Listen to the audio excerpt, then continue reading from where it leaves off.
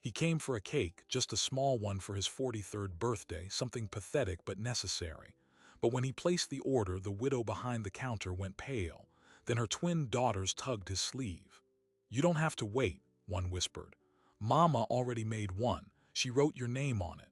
The other added, "She's been writing your name on things for a long time." He turned back, and in that moment he understood he hadn't walked into a bakery at all. He'd walked into a life that had been waiting for him to notice. For 3 years, every Tuesday, he'd walked into Evelyn's bakery, ordered black coffee and a bear claw, and never said more than a few polite words. He was a woodworker who took over his uncle's shop, she a widow raising twin 6-year-old daughters in the back booth. He noticed everything about her, the flower on her sleeves, the quiet way she hummed while rolling dough, but he never imagined she was noticing him right back. Then his 43rd birthday came, and with it, a discovery that cracked open a secret life hidden in plain sight. The question was no longer whether she'd made him a cake.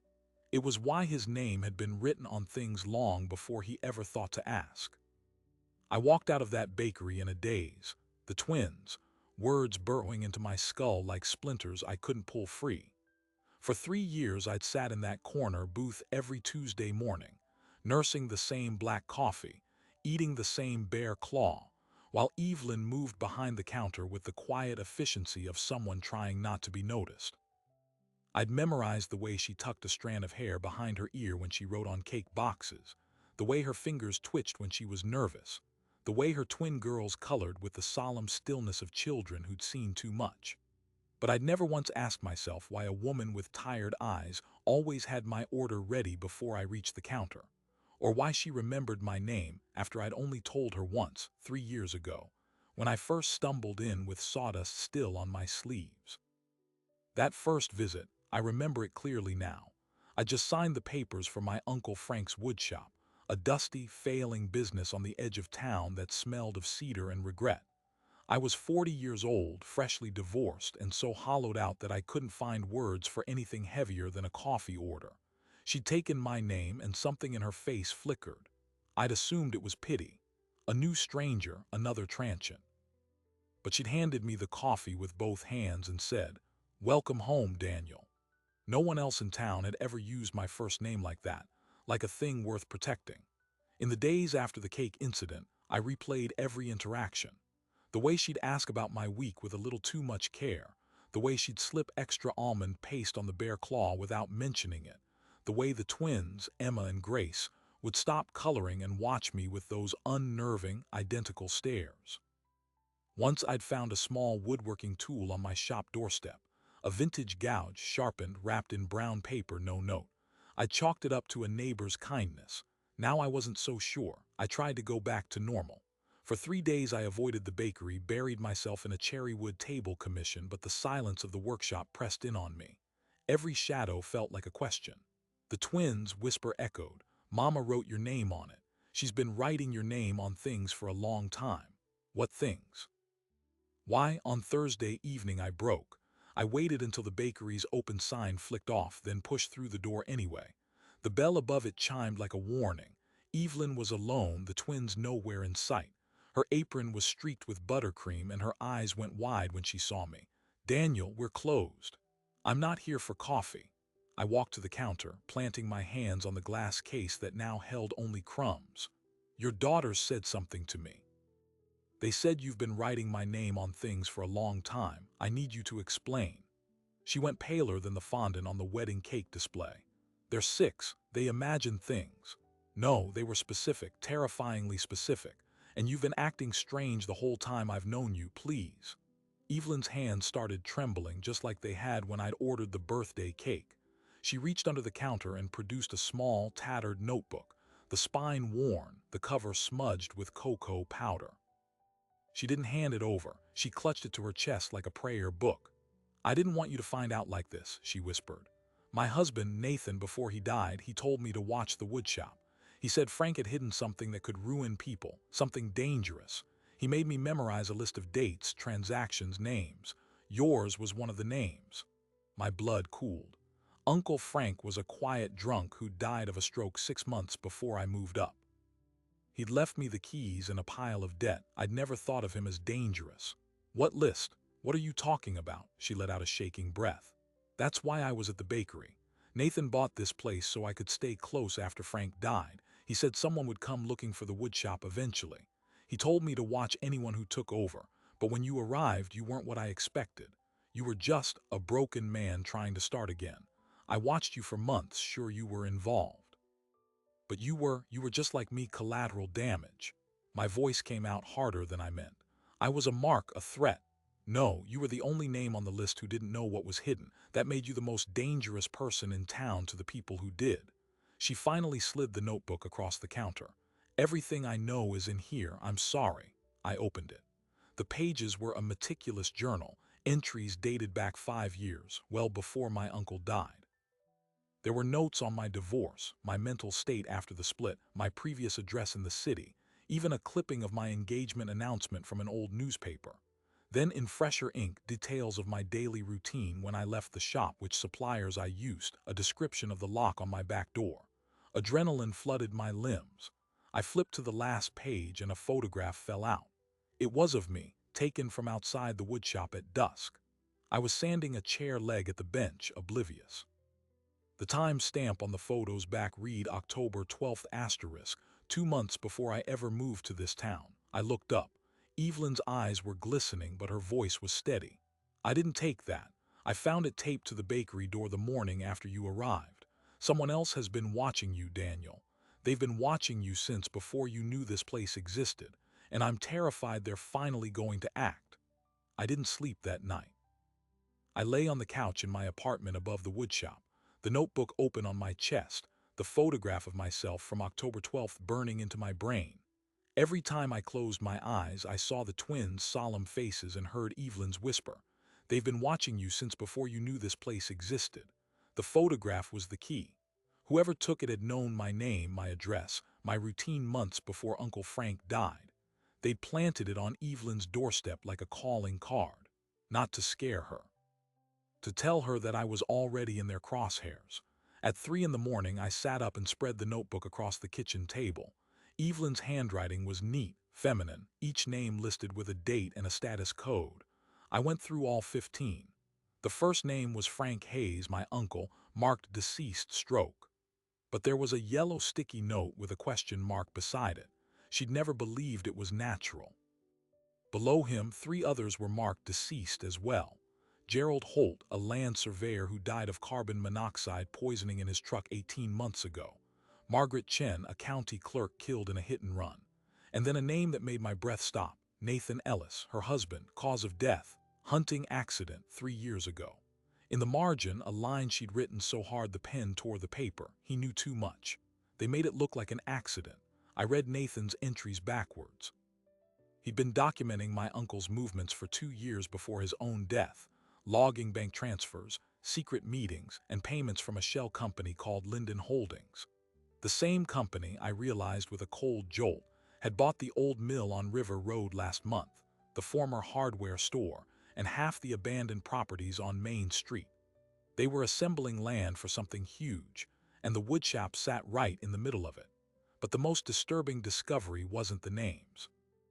It was the way the handwriting changed on the last page. After my first visit to the bakery, recorded by Evelyn with a clinical precision that made my skin crawl, there was a gap of 3 months. Then in a tighter, unfamiliar script, a new entry, October 12, subject photographed.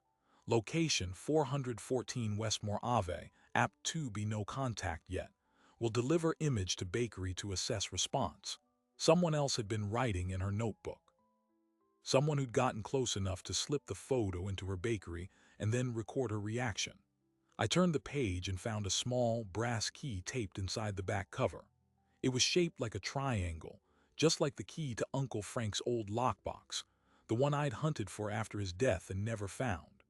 I ran down to the shop, switched on the dim overhead lights, and pulled aside the dusty framed photo of my father and Frank as boys that hung in the back office. Behind it, the old safe was still bolted to the wall. I dialed Frank's birthday, the combination he'd used for everything, and the door swung open. Inside sat the lockbox, exactly where it had always been, but I'd never been able to open it without the key. Now with trembling hands I fit the key and turned. The lid lifted with a groan. The box was stuffed with manila folders and a small digital recorder. I pressed play. Frank's voice crackled into the dusty air, thin and urgent. "Daniel, if you're listening, I'm already gone. You probably never knew I had a son. I was young, made mistakes. But Nathan was my blood, and when he started looking into the land deals around here, I couldn't let him go it alone. Linden Holdings, Harlan Cross's outfit, wants every inch of this town for a commercial complex tied to the new highway interchange. They've bought judges, county commissioners, even the sheriff's department. Anyone who refuses to sell gets threatened. A few have been silenced. I try to hold out, but I'm old and they're patient. They'll kill me one way or another. So I'm giving Nathan everything I have, sworn statements, bank records, the map. If something happens to him too, you're the only family left. Find the woman with the twin girls. She's his widow and she doesn't know the half of it. Trust her. And whatever you do, don't let them get the box." I sat back on my heels, the recorder still humming. Find the woman with the twin girls. Evelyn, my cousin's wife. Twins, my little cousins once removed, the solemn girls who'd colored in that corner booth for 3 years while I ate my bare claw, oblivious. They'd known who I was. Evelyn had known, or at least suspected, that we were family, and she'd kept it from me out of fear. I closed the lockbox and carried it back upstairs. Dawn was breaking when I returned to the bakery. Evelyn was already in the kitchen, kneading dough with a mechanical intensity that bordered on desperate. She didn't look up when I walked in. "I told you everything I could," she said, voice flat. "If you're here to be angry, just leave." I set the box on the flour-dusted counter. "Nathan was my cousin, my uncle's son, you knew that." Her hands stilled. For a long moment she didn't move. Then slowly she wiped her palms on her apron and turned. Her eyes were red-rimmed, older than her 34 years. I suspected. Nathan would talk in his sleep about his biological father, a man who'd never claimed him. After he died, I found a birth certificate hidden in his toolbox. Frank's name was on it. I didn't know how you'd react if I told you. I thought the less you knew, the safer you'd be. But I was wrong. They've been waiting for you to find that box, Daniel. Because as long as it was hidden, they couldn't destroy the evidence. But now that you have it, you're the only thing standing between them and $100 million development. I wanted to be furious with her for lying by omission, but looking at her face, I saw only a woman who'd been crushed by the same machine that had killed my uncle and her husband. I asked quietly, "Who are asterisk they?" "The people who wrote in your notebook, the ones watching me." She pulled a folded photograph from her dress pocket. It was a candids of a man and a woman standing beside a black SUV. The man was heavyset, silver-haired, with the easy confidence of money. The woman was younger, sharp-featured, with a smile that didn't reach her eyes. Harlan Cross and his daughter, Lydia. She's the one who's been leaving me messages, first the photo of you, then notes threatening the twins. She said she'd make sure I looked like a crazy widow if I ever went to the police. They've got people everywhere. Right on cue, my phone buzzed. A text from an unknown number, the box for a future. "Meet me at the old quarry road at sunrise, or your little cousins learn what happens to nosy families." I showed it to Evelyn. She read the words and went pale as the flour on her hands. "That's her, Lydia. She's been circling ever since Nathan died. I always refused to let her in, but now," she glanced toward the back room where the twins were still asleep, "she'll hurt them to get what she wants." I made a decision. We're not meeting her at the quarry. That's a death trap. We take the box somewhere they can't touch, the church. Father Tom has a safe, and he's the one person in this town who can't be bought. We ask him to hold it as leverage while we go to the state police. We rouse the girls. Emma clutched a worn stuffed rabbit. Grace held her sister's hand with a gravity that broke my heart. I carried a crowbar from the shop, just in case, and we slipped out the bakery's rear exit into the foggy alleyway. The town was still half asleep, but the feeling of being watched clung to us like the mist. We made it 2 blocks when the sound of an engine purred behind us. A black SUV rolled slowly into view, blocking the alley's mouth. The window lowered and Lydia Cross leaned out. Her smile was as cold as the October air. "You're out early, Daniel, and you brought the family. How sweet. Give me the box and everyone walks away. I have no interest in hurting children if I get what I need. Refuse, and I promise you'll never see those little girls again." I tightened my grip on the crowbar. Evelyn pulled the twins behind a dumpster and reached into her coat where I knew she kept a can of pepper spray. "You won't get away with this," I said, taking a step forward.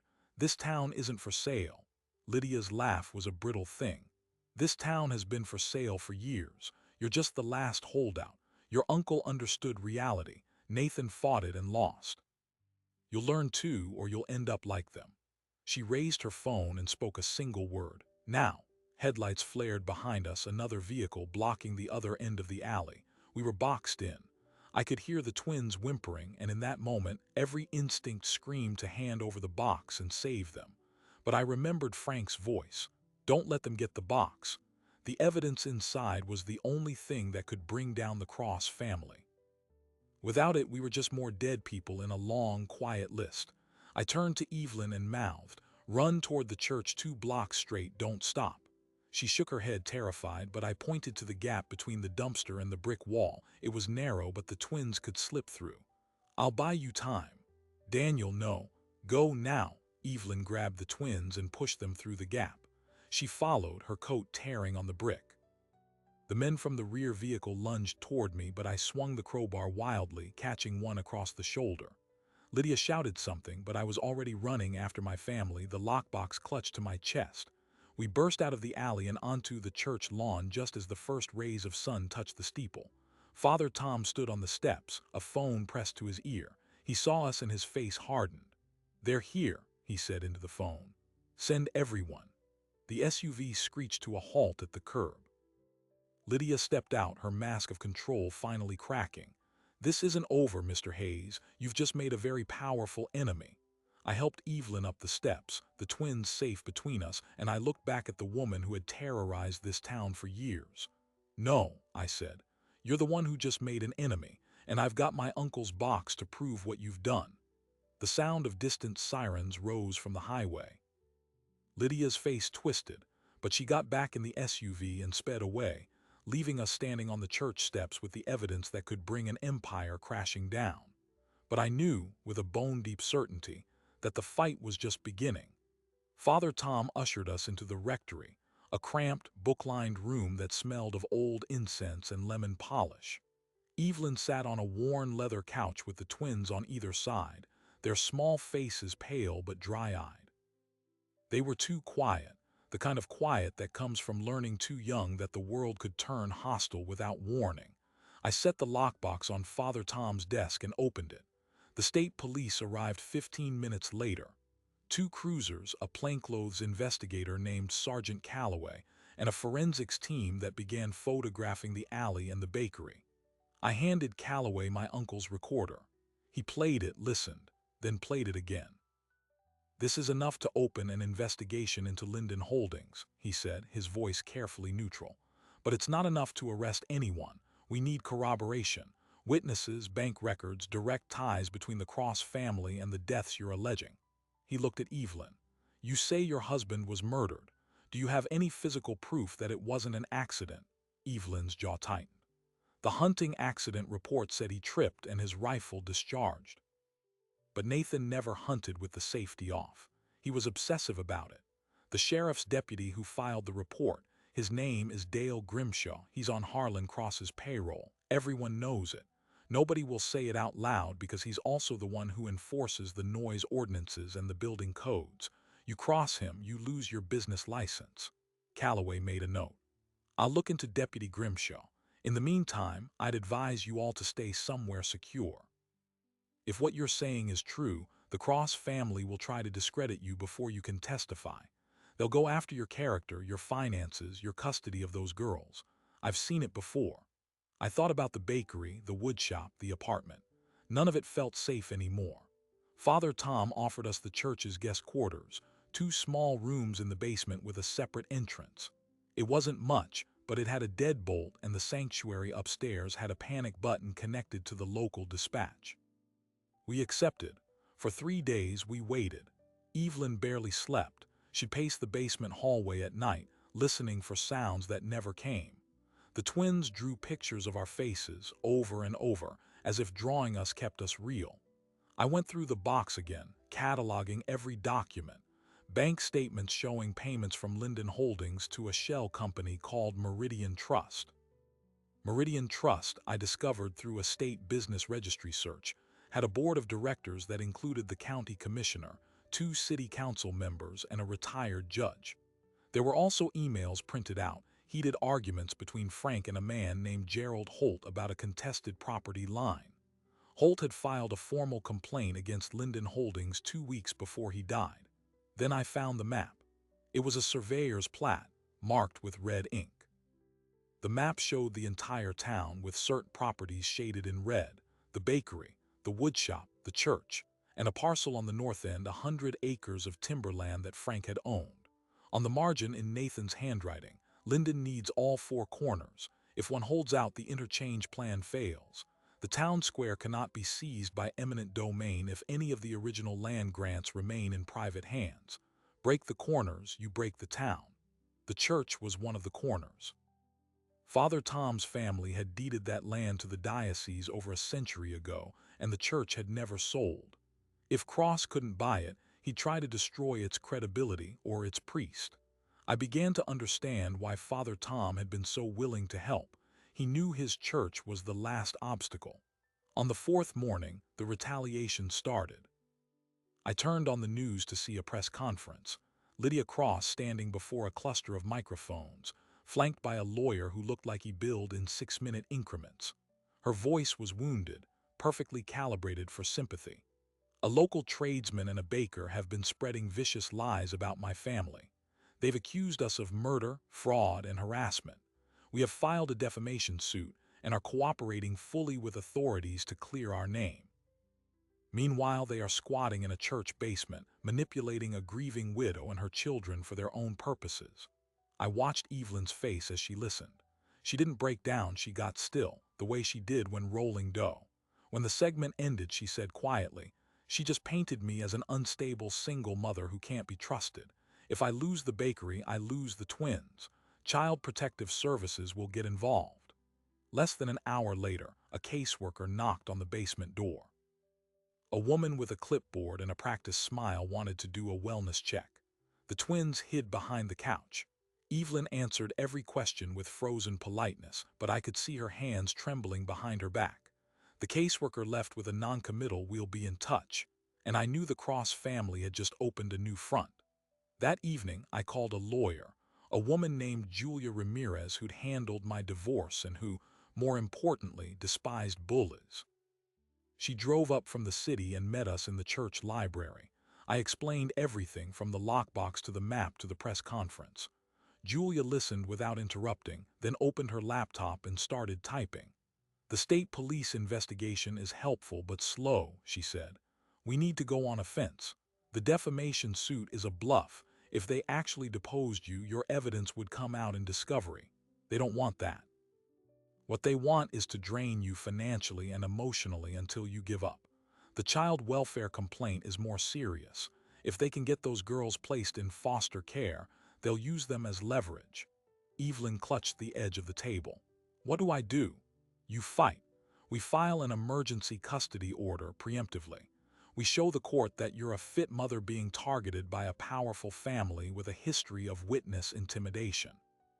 I'll need everything you have: Nathan's death certificate, the sheriff's report, any record of threats."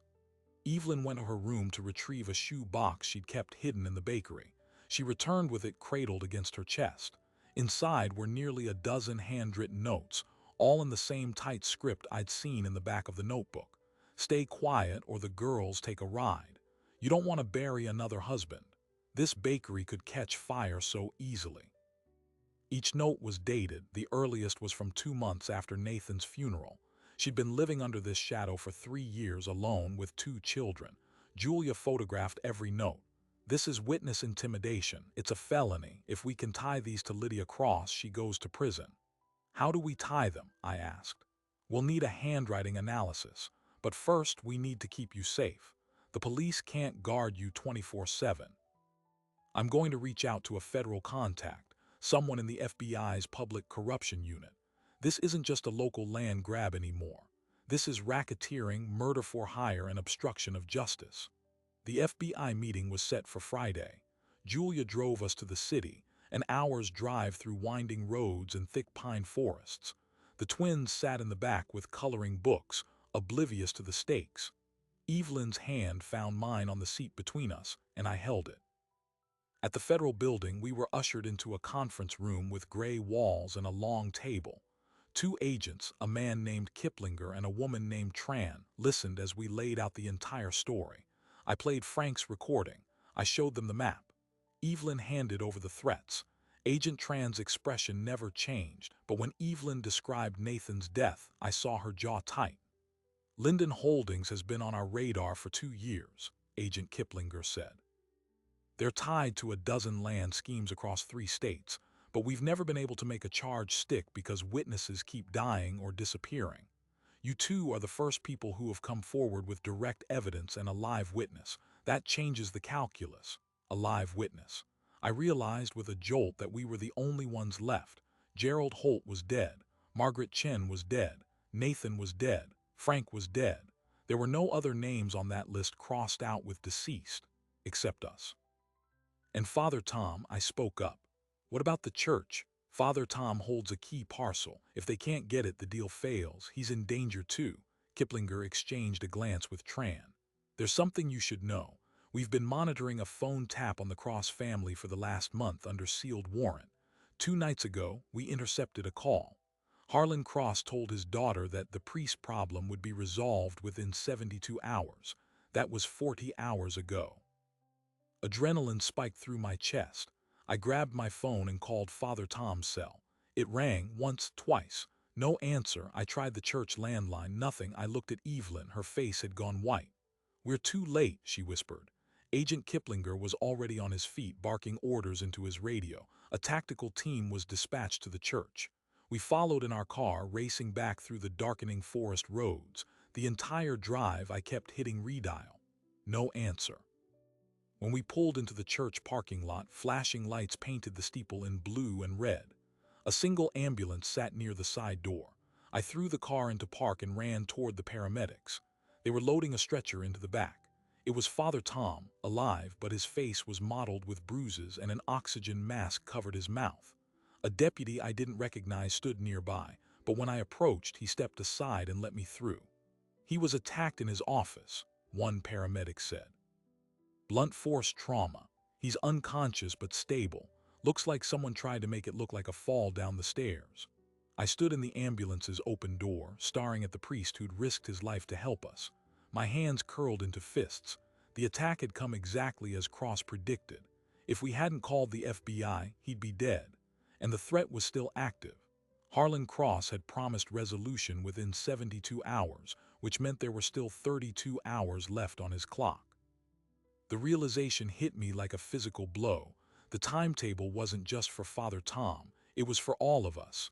The map showed 4 corners: the bakery, the woodshop, the church, the timberland that my uncle owned. With Frank and Nathan dead, I'd inherited the timberland without even knowing it. I was the 4th corner. I looked down at my hands. They were the same hands that had sanded 1,000 feet of cherry wood, that had held Evelyn's hand in the car, that had caught the twins when they jumped from the bakery counter. And they were holding the fate of an entire town. As the ambulance pulled away, I turned to Evelyn. The twins were huddled beside her, their eyes reflecting the emergency lights. I need to see the timberland, I said. There's something my uncle left behind there. I'm sure of it.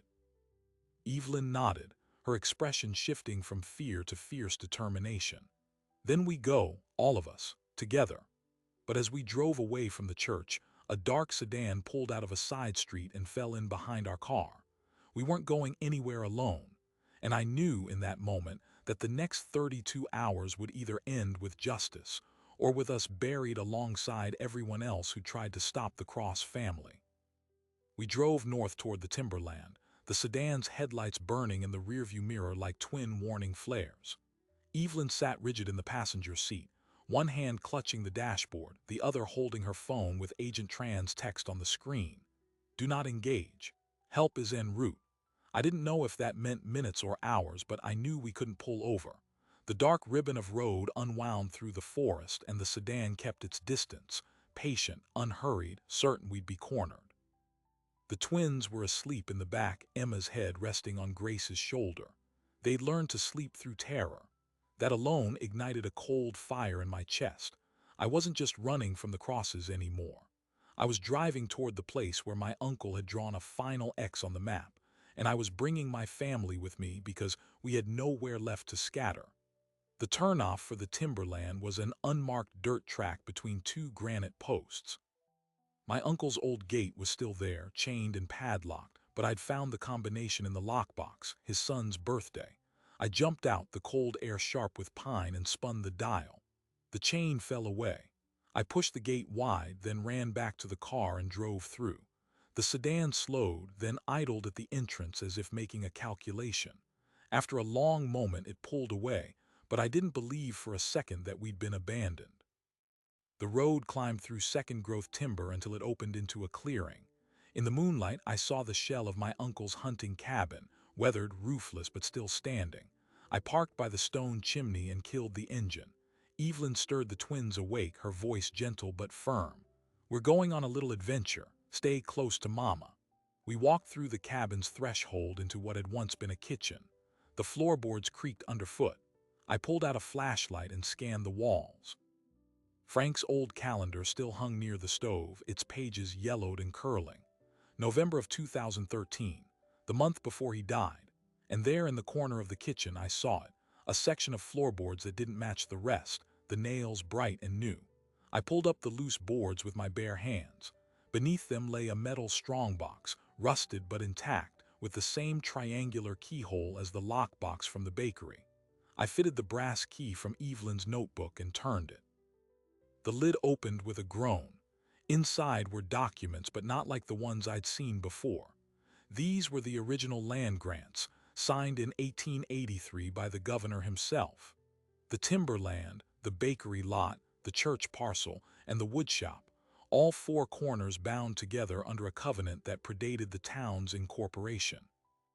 If any single corner was sold to a private developer without the consent of all four holders, the entire original grant would revert to the nearest living descendants of the original owners.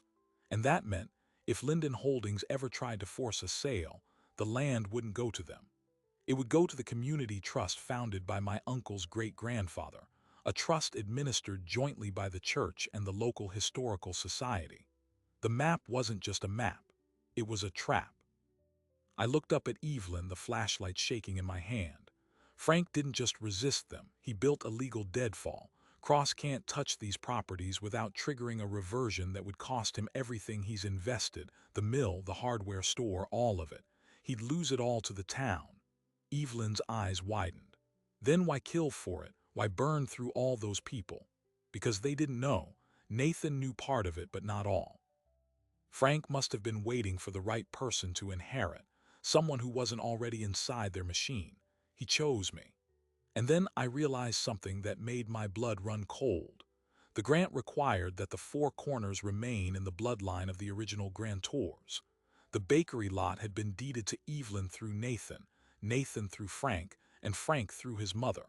The woodshop and timberland were mine by my uncle's will. But the church parcel, the diocese had held it for a century, but it was still under the covenant. Father Tom wasn't just a priest. He was a direct descendant of the original grantor, a secret he'd kept even from the diocese. If he died, the covenant would collapse because his line would be extinct. He was the linchpin. The attack on Father Tom wasn't just intimidation. It was an assassination designed to nullify the entire legal defense. And as long as he was alive, the covenant held. My phone buzzed. A message from Sergeant Calloway. "Father Tom is awake. He's nomming his attackers, two of Grimshaw's deputies, both in custody. Federal warrant executed on Cross Estate 10 minutes ago. Stand by." I read the words aloud and Evelyn covered her mouth, tears slipping over her fingers. The twins, sensing the shift, came and wrapped their arms around her legs. The standoff wasn't over. Harlan Cross was still out there, and his 72-hour deadline hadn't passed. But the foundation of his empire was cracking. We stayed in the cabin overnight, Agent Tran assuring us by phone that the area was secure. At dawn, a caravan of law enforcement vehicles descended on the Cross estate. Lydia was arrested in her home, still in her silk robe, her smile finally wiped clean. Harlan was found in his office, shredding documents, but the FBI had already mirrored every hard drive. The defamation suit evaporated. The child welfare case was closed with a formal apology from the county ombudsman. Deputy Grimshaw surrendered his badge on camera, though he'd later plead to obstruction and conspiracy. And the quiet little town I'd moved to with nothing but sawdust and silence, began to reclaim its voice. 3 weeks later, on a brilliant Saturday morning, the farmer's market returned to the square. Evelyn's bakery stall was the center of it, long tables covered with fresh sourdough, cinnamon rolls, and at the very back a small white box she'd set aside. I walked up just as she was hanging a new sign, Hayes Family Bake Shop. The twins were at their booth, coloring, but this time their expressions were full of ordinary mischief. Evelyn looked at me and her tired eyes held something new, peace. She pushed the white box across the table. "You never got your cake." I opened it. Inside was a single-tiered yellow cake with chocolate frosting, the kind my mother used to make, and on top in careful blue icing was my name, not just Daniel. The full thing, Daniel Francis Hayes *, with a small wooden figure next to it, a tiny carved man holding a bare claw. I recognized my own handiwork from the shop. She'd saved it from my scrap bin. "In spilled the secret," she said, her voice soft and steady. "I've been writing your name on order tickets since the week you moved here, not because I was watching you as a threat, because after Nathan died I had this feeling, call it ridiculous, that someone from his blood would find us. I didn't know it would be you. But when you walked in that first Tuesday, covered in sawdust and sadness, something clicked. I thought, there he is, the last of the Hayes men, and I wanted to give him a place to come home to." I didn't know how to answer. Words felt clumsy, so I did what I'd learned to do that night at the bakery, the moment the twins had tugged my sleeve. I looked at the life that had been waiting and I walked into it. I reached across the table and took Evelyn's hand, flour and all. The twins, Emma and Grace, ran over and hugged my legs. Emma pointed at the cake. "We told you, she's been writing your name on things for a long time," Grace added. "Now you're on the sign too." I looked up at the new bakery sign, and there, painted in the corner beneath the main lettering, were the words, "Proprietors, Evelyn Hayes, Daniel Hayes, Emma Hayes, Grace Hayes." My throat tightened. For 3 years I'd come to that shop to order coffee and a bare claw, and I'd never once realized I was walking into my own family's kitchen. The cake was never just a cake. It was a cake for a birthday I thought no one else remembered, from a woman who'd been preparing for that exact moment since before I knew her name. The central question of this entire story, why my name had been written on things long before I ever thought to ask, now had an answer that rewrote everything. I hadn't stumbled into a mystery. I'd stumbled into a deliberate, patient, dangerous act of preservation. Frank had planted the evidence. Nathan had died protecting it. Evelyn had guarded the door, and the twins, with their 6-year-old honesty, had simply unlocked it. As I stood there, the square filling with neighbors who'd once feared the crosses and now celebrated their freedom, I thought about the cake, the cold October morning I'd ordered it, and the whisper that had shattered my quiet, lonely life. Sometimes the most terrifying words a man can hear are the ones that tell him he's been loved in secret. Not because the love is unwelcome, but because it reveals the cost of not seeing it sooner. I leaned down and kissed Evelyn's forehead, a gesture that spoke more than any speech. The twins giggled, the market bustled, and in the bakery that had been bought as a watchtower, a family finally sat down together to share a piece of cake. That night, after the last customer had gone and the twins were asleep in the apartment above the bakery, Evelyn and I walked to the woodshop. The shop where I'd spent years crafting chairs and tables for strangers, unaware that the woman a block away was crafting a future for us. I unlocked the door and showed her the safe, now empty of secrets. She touched the dusty framed photo of my father and Frank as boys. "He would have been proud," she said. I looked at her, the woman who had carried a dead man's mission and a living hope in her chest for 3 long years. "We're going to build something new here," I said. "Not just the shop. Not just the bakery, something that outlasts all the corruption and fear." She nodded, and her smile was no longer the tired one I'd first noticed behind the counter. It was the smile of someone who'd finally handed off a burden too heavy for one's soul to carry. "Then let's do it together, cousin." The word was playful, but beneath it lay a profound truth. We were bound by blood, by tragedy, and now by choice. And the town?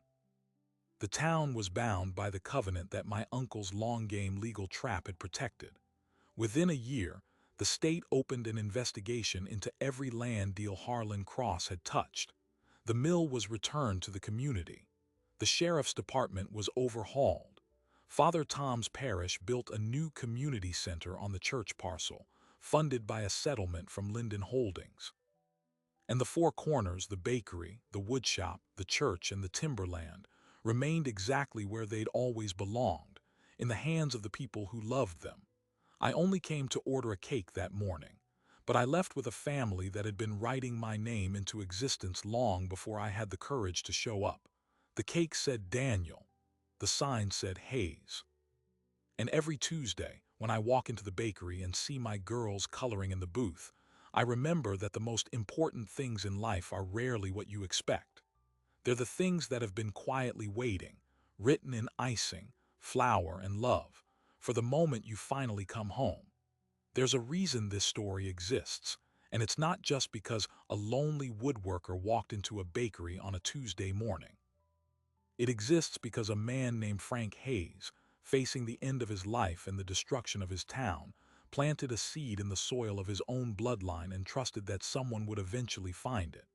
He trusted a widow to guard a secret, a priest to hold a corner, and a quiet carpenter to pick up a box and refuse to let go. That's not just a story about cake. That's a story about legacy. My uncle never got to see the harvest.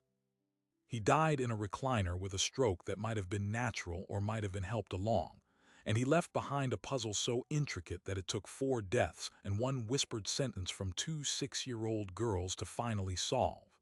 But he knew, I think, that Evelyn would stay. He knew that Nathan's widow had the same stubborn spine as her husband, and that she'd pass it on to Emma and Grace. He knew that a town full of frightened people only needed one person to say no, loud enough to remind them they were allowed to say it too. What I didn't know until after the trial was how close we came to losing it all. The FBI uncovered a memo from Harlan Cross's private files, dated 6 weeks before my birthday.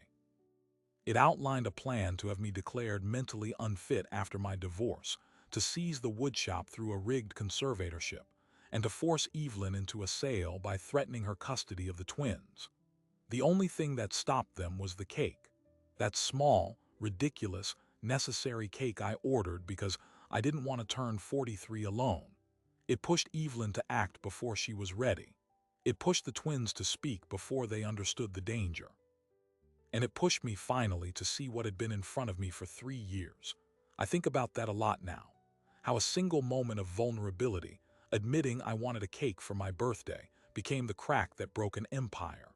We spend so much of our lives hiding our loneliness, pretending we don't need anyone, when sometimes the very thing that saves us is admitting we do. Evelyn still hums when she rolls dough. The twins still color in the corner booth, though now their drawings include a man with a scar on his cheek from the night the church basement door got kicked in. I still walk into the bakery every Tuesday for black coffee and a bear claw, but I don't walk in as a customer anymore. I walk in as a husband, a father, a cousin, a keeper of a covenant that stretches back 140 years. Here, the lingering question this story leaves me with, and maybe it'll linger with you too. How many of us are walking through our lives unaware that someone somewhere has been writing our name on things? A kind word, a job offer, a prayer, a cake. How many of us are so convinced we're alone that we miss the evidence that we've been seen, remembered, prepared for? The twins whispered one sentence and it changed everything. Who might be waiting to whisper something to you? If this story moved you, take a moment to look around your own life. Notice the people who hum while they work, the ones who remember your order, the ones who color quietly in the corner. You might be a lot closer to home than you think. Thank you for watching. If you want more stories like this, hit subscribe and turn on the notification bell. We'll keep telling the ones that remind you you're never as alone as you feel.